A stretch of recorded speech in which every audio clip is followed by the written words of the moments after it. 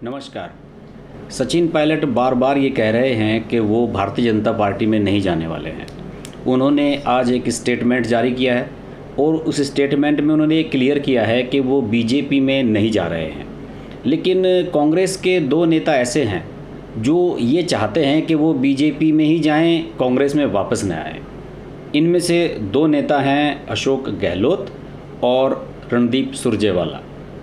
अशोक गहलोत से तो अदावत पुरानी है सचिन पायलट की। वो लगातार दोनों आपस में टकराते रहे हैं। डिप्टी सीएम और सीएम के बीच में कभी तालमेल रहा ही नहीं है। और अगर अशोक गहलोत चाहते तो सचिन पायलट इस स्थिति में नहीं आते कि वो कांग्रेस में एक बागी की भूमिका में नज़र आते, लेकिन ऐसा नहीं हुआ है। अशोक गहलोत ने बार बार ऐसी कोशिशें की हैं कि सचिन पायलट के खिलाफ कार्रवाई की जाए और किसी न किसी तरह वो पार्टी से बाहर हो जाएं। अगर अशोक गहलोत चाहते पैचअप करना तो वो आसानी से कर सकते थे, लेकिन उन्होंने ऐसा नहीं किया। उन्होंने एसओजी के माध्यम से एक नोटिस उन्हें थमा दिया कि आप सरकार को अस्थिर करने की कोशिश कर रहे हैं और इसका जवाब दें।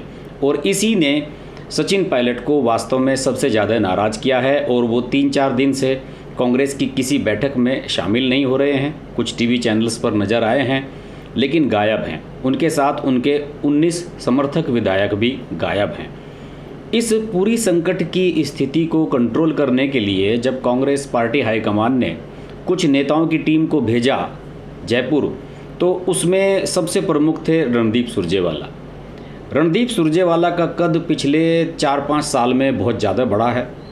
राहुल गांधी उन्हें कुछ ज़्यादा ही तवज्जो देते हैं। वो एक राष्ट्रीय प्रवक्ता से बढ़कर कुछ हो गए हैं और वो शायद खुद को ये समझने लगे हैं कि वो प्रमोद महाजन जैसे नेता हो गए हैं और किसी भी संकट की स्थिति से पार्टी को उबार सकते हैं।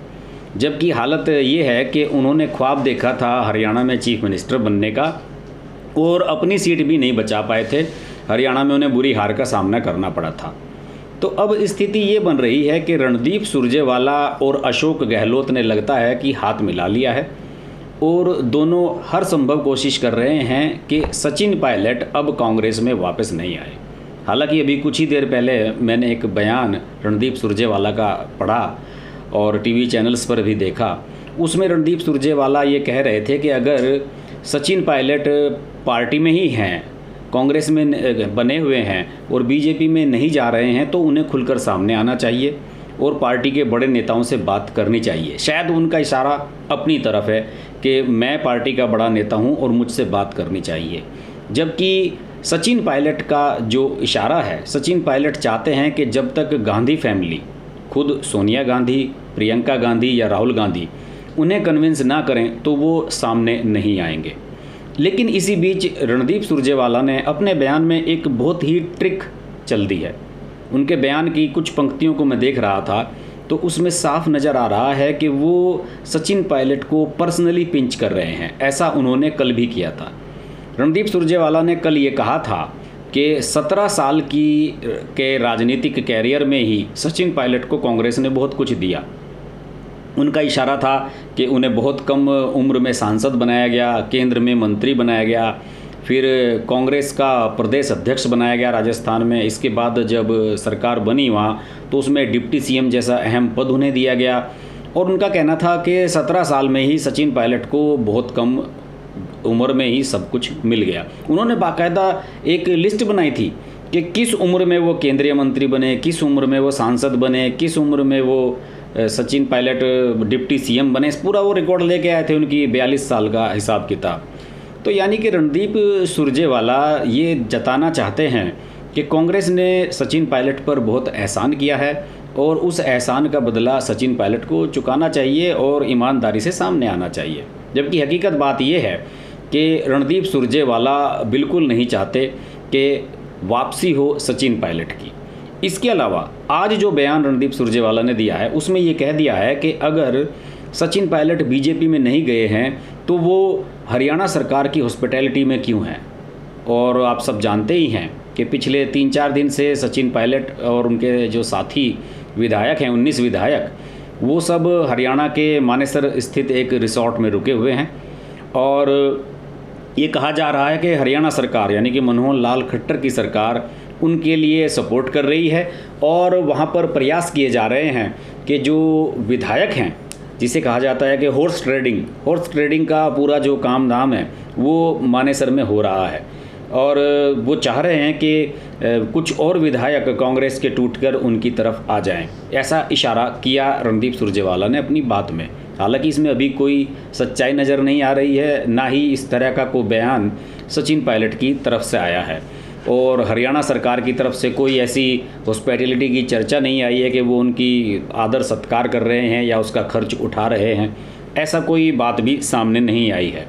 लेकिन इसके बावजूद भी अशोक गहलोत और रणदीप सुरजेवाला लगातार ये साबित करने की कोशिश कर रहे हैं कि वो सचिन पायलट बीजेपी के हो चुके हैं। आज एक बयान और अशोक गहलोत ने दिया। अशोक गहलोत ने कहा है, कुछ मीडिया के पर्सन उनसे पूछ रहे थे कि भाई इतने अच्छे नेता को आप खो देंगे, पार्टी के पढ़े लिखे हैं, इंग्लिश बोलते हैं। तो अशोक गहलोत ने कहा कि इंग्लिश बोलना और हैंडसम होना ये कोई राजनीति का मापदंड नहीं है और सचिन पायलट को सिर्फ इसी वजह से माफ़ कर दिया जाए कि वो इंग्लिश बोलते हैं, बहुत हैंडसम है, तो ये भी सही नहीं होगा। उन्होंने पार्टी से बगावत की है और पार्टी का व्हिप जारी होने के बावजूद वो 2 बैठकों में लगातार नहीं आए हैं और इसका खामियाजा उन्हें भुगतना पड़ेगा। यानी कि कुल मिलाकर ये बिल्कुल भी नहीं चाहते हैं अशोक गहलोत के किसी तरीके से पैचअप की स्थिति बने, इसलिए उन्होंने तुरंत कार्रवाई शुरू कर दी। सचिन पायलट के खिलाफ अनुशासनहीनता की कार्रवाई की गई है। उनके जितने भी विधायक समर्थक हैं उनके घरों पे नोटिस तक एक ही दिन में चस्पा करा दिए गए हैं और विधानसभा स्पीकर से उनको अनुशासनहीनता का नोटिस भी जारी करा दिया गया है। मतलब सारे काम वो कर रहे हैं जो सचिन पायलट के कांग्रेस में आने के रास्ते को ब्लॉक कर दें। इस तरह के सारे काम वो कर रहे हैं। अब स्थिति ये बन रही है कि अशोक गहलोत ने अपनी ड्रिल शुरू कर दी है कि इन लोगों को हटाने के बाद कैबिनेट में कैसे बदलाव किया जाए और इनकी जगह किन लोगों को एडजस्ट किया जाए। तो ऐसे में कैसे हम मान लें कि अशोक गहलोत ये चाहते हैं कि पार्टी पैचअप करे सचिन पायलट के साथ और सचिन पायलट वापस आ जाएं। फ़िलहाल तो ऐसा होता हुआ नज़र नहीं आएगा। हम इस राजस्थान की पूरी स्थिति को लगातार ट्रैक कर रहे हैं। हम लगातार सारे बदलावों को आपके सामने ला रहे हैं, आगे भी लाते रहेंगे। देखते रहिए हर्ष की बात लाइव। नमस्कार। अगर आपको हमारी वीडियो पसंद आई तो वीडियो को लाइक करें, चैनल को सब्सक्राइब करें और नोटिफिकेशंस के लिए बेल आइकन को प्रेस करें।